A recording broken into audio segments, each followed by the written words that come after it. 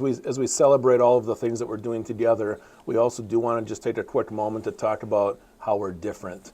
And when it comes to November 5th, there is a referendum question on the ballot for both districts, Hartford Joint 1 and Hartford Union High School. And the most important part I will say on the front end of my conversation here right now is you have to flip the ballot. Those referendum questions appear on the back side of the ballot no matter what municipality you live in. So please make sure you flip the ballot and have your voice heard. And our ask at the high school is $25.8 million. There's a 45 cents impact per $1,000 valuation of your property.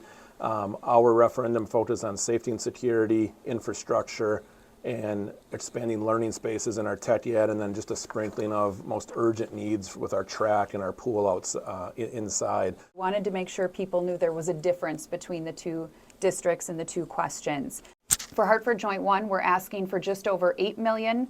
The district itself is contributing just over $7 million. Our total project is about $15 million. Ours is also going for maintenance. Across all three buildings, it was really important to us that each of our students and all of our families were impacted by this, so everyone is a winner.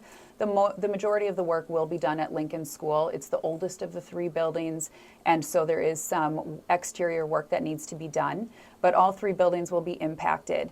There is no tax impact for our referendum, so if that referendum question is approved, there would be no increase to the annual tax burden for debt repayment on the school tax mill rate.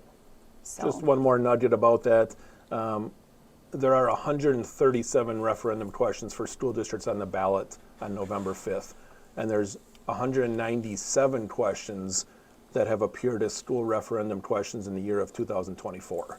Okay, so the local legislators have said loud and clear, this is what they want. They want local communities to decide funding for schools and whether this opportunity to increase the revenue for school districts is something the community supports. Mm-hmm. And again, that's why I think Tara and I both worked through a process to make sure our asks represents our community's values.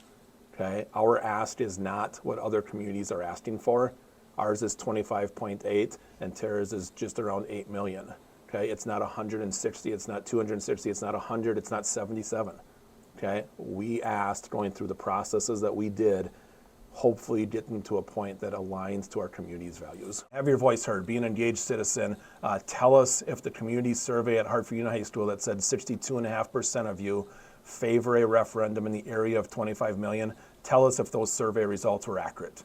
Okay, and we certainly would appreciate knowing that, and certainly would hope that that is the case. But again, that's up to you guys who are listening as taxpayers in our district. Again, our job is to make sure you're informed. Check our Facebook page, check our website. Again, get out and vote, be an engaged citizen. So as a reminder to all of our voters in the area, early and absentee voting begins on October 22nd.